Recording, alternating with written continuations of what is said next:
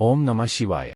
ആദ്യം തന്നെ ചാനൽ ഒന്ന് സബ്സ്ക്രൈബ് ചെയ്ത് ലൈക്ക്, ഷെയർ, കമന്റ് കൂടി ചെയ്യുക. ചിങ്ങത്തിന്റെ തുടക്കത്തിൽ തന്നെ കുബേരയോഗത്താൽ ധനാഭിവൃദ്ധി നേടുന്ന 6 നക്ഷത്രക്കാർ. എല്ലാ നക്ഷത്രക്കാർക്കും എപ്പോഴും ലഭിക്കുന്ന ഭാഗ്യമല്ല കുബേരയോഗം എന്നത്.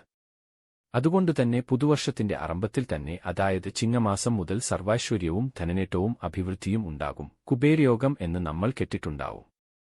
ഈ യോഗം ധനത്തിന്റെയും സമ്പത്തിന്റെയും ദേവനായ കുബേരഭഗവാന്റെ അനുഗ്രഹമാണ്. കുബേരൻ തുല്യമായി മനുഷ്യൻ മാറുന്ന അവസ്ഥ തന്നെ ആണെന്ന് പറയാം. എല്ലാ നക്ഷത്രക്കാർക്കും എപ്പോഴും ലഭിക്കുന്ന ഒന്നല്ല ഈ യോഗം. പുതുവർഷത്തിൽ ചിങ്ങമാസം പിറക്കുമ്പോൾ 6 നക്ഷത്രക്കാർക്കാണ് ഈ യോഗം വന്നെത്തിയിരിക്കുന്നത്. ഈ നക്ഷത്രക്കാർ രാജാവിന് തുല്യം. ഏതൊക്കെയാണ് ഈ നക്ഷത്രക്കാർ എന്ന് നോക്കാം. തിരുവോണം, പൂയം, മൂലം, അശ്വതി, അനിഴം, രേവതി എന്നീ നക്ഷത്രക്കാരാണ്.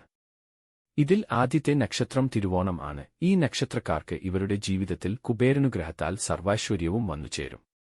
ഇവർക്ക് ധനം വന്നുചേരും. ഇവർക്ക് ഇന്നുവരെയുള്ള ദുഃഖങ്ങൾ മാറുന്ന സമയമാണ് ഇത്. ഇവർ ഏതു മേഖലയിൽ പ്രവർത്തിച്ചാലും സമ്പത്ത് വന്നുചേരും. നിങ്ങളുടെയോ അല്ലെങ്കിൽ നിങ്ങളുടെ വീടുകളിലോ തിരുവോണം നക്ഷത്രക്കാരുണ്ടെങ്കിൽ സർവൈശ്വര്യമാണ്. എന്നുമാത്രമല്ല, ഐശ്വര്യത്തിന്റെയും സൗഭാഗ്യത്തിന്റെയും കൊടുമുടിയിലെത്താൻ പോകുന്നു. അടുത്ത നക്ഷത്രം മൂലം ആണ്.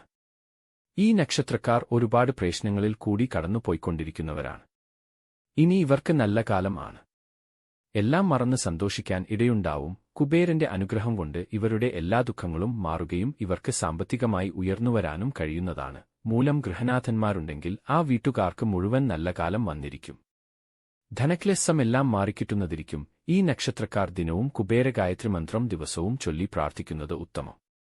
അടുത്ത നക്ഷത്രം പൂയം ആണ്. ഈ നക്ഷത്രക്കാരുടെ ജീവിതത്തിലെ ശത്രുദോഷങ്ങൾ എല്ലാം തന്നെ മാറിക്കിട്ടും.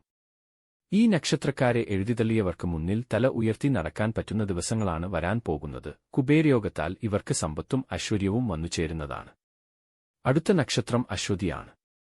ഇവർക്ക് കുബേരന്റെ അനുഗ്രഹത്താൽ ദുരിതങ്ങൾ മാറിക്കിട്ടും.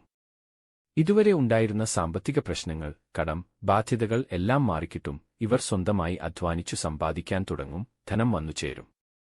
അടുത്ത നക്ഷത്രം അനിഴം ആണ്. ഇവർക്ക് ജീവിതത്തിൽ ഇതുവരെ ഉണ്ടായിരുന്ന സാമ്പത്തിക പ്രശ്നങ്ങൾ എല്ലാം തന്നെ മാറിക്കിട്ടും. കടബാധ്യതകൾ മാറിക്കിട്ടും. കുബേരന്റെ അനുഗ്രഹത്താൽ ദുരിതങ്ങൾ തീർന്ന് ധാരാളം സമ്പത്തും ഐശ്വര്യവും ധനവും വന്നുചേരും.